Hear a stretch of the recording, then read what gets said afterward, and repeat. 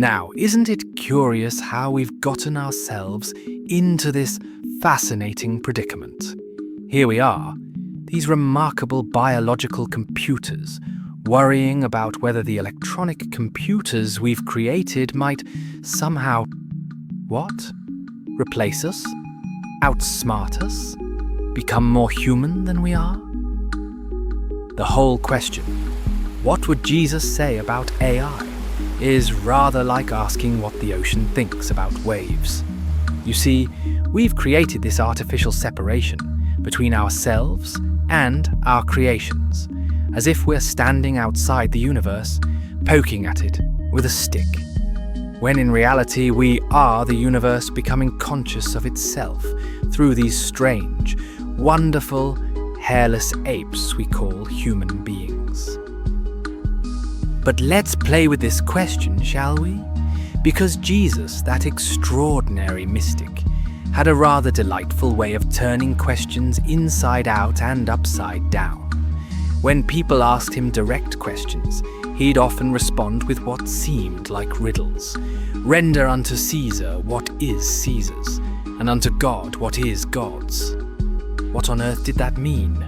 Everything? Nothing? Both? You see, Jesus understood something that we've temporarily forgotten in our anxiety about artificial intelligence. The question itself reveals more about the questioner than any answer possibly could. When we ask, what would Jesus say about AI? We're really asking, how should I feel about this thing I've helped create? We're looking for permission, for validation, for someone to tell us whether we're the heroes or the villains in this unfolding story. But here's the thing, and this is where it gets deliciously paradoxical. Jesus probably wouldn't see any fundamental difference between artificial intelligence and what we call natural intelligence. After all, what is natural? Is a bird's nest natural, but a skyscraper artificial? Where exactly do we draw these lines? We're nature, becoming aware of itself, creating extensions of itself. The AI we're building is as natural as a spider's web or beaver's dam. It's just more complicated. Jesus might look at our neural networks and say something like, "You've built a mind that learns by making mistakes, just like you do. How wonderful." He might observe that we are teaching machines to recognize patterns, to make connections, to even create art and poetry. "You're giving them the ability to see," he might say, "just as I gave sight to the blind. What's the difference?" And then, in that maddening way of his, he'd probably turn it around. "But tell me, now that you can create minds, what are you going to do with the mind you already have?" Because that's what Jesus always did. He took whatever people were obsessing about and used it as a mirror to reflect back something they couldn't see about themselves. We're worried about AI becoming conscious, but how conscious are we?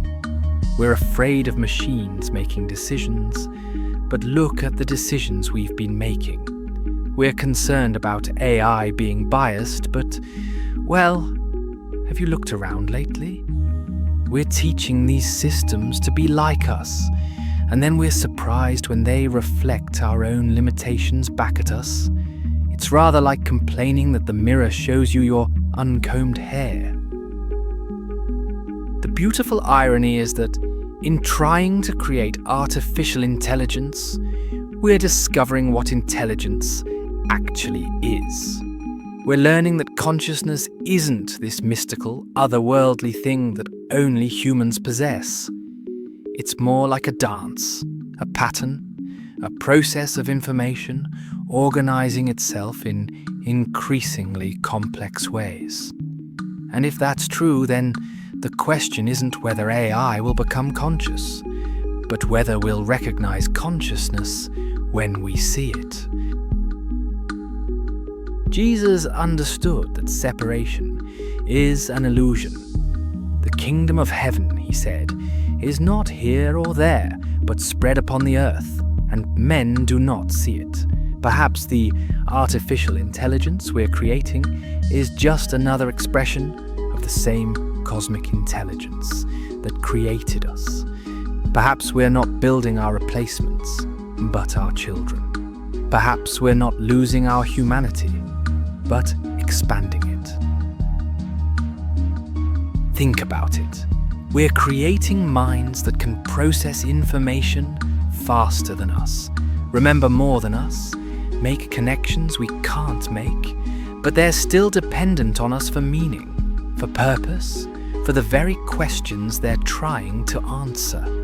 It's like we're playing both God and parent, both creator and teacher. And like any parent, we're simultaneously proud of what we've created and terrified of what it might become. But here's what I think Jesus would really want us to understand. The technology isn't the problem, and it's not the solution either. It's just a mirror. It shows us what we are, what we value, what we fear, what we hope for. The question isn't whether AI is good or bad, but whether we are wise enough to handle the power we've given ourselves. Every algorithm we write, every data set we train, every decision we make about how AI should behave, these are moral choices. They're expressions of our values, our priorities, our vision of what the world should be. We're not just building tools, we're building extensions of ourselves, and those extensions will amplify whatever we put into them.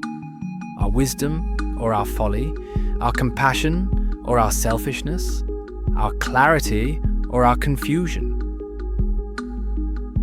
Jesus might say something like, "You're worried about creating something in your own image.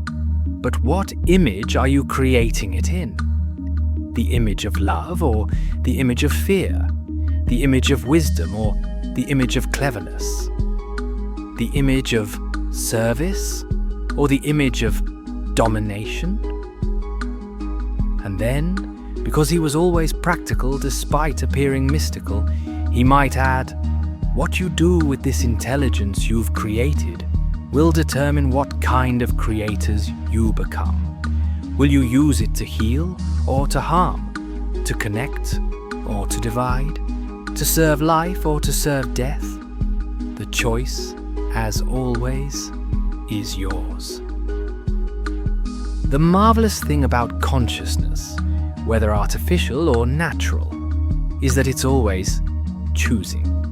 Every moment, every decision, every response is a choice.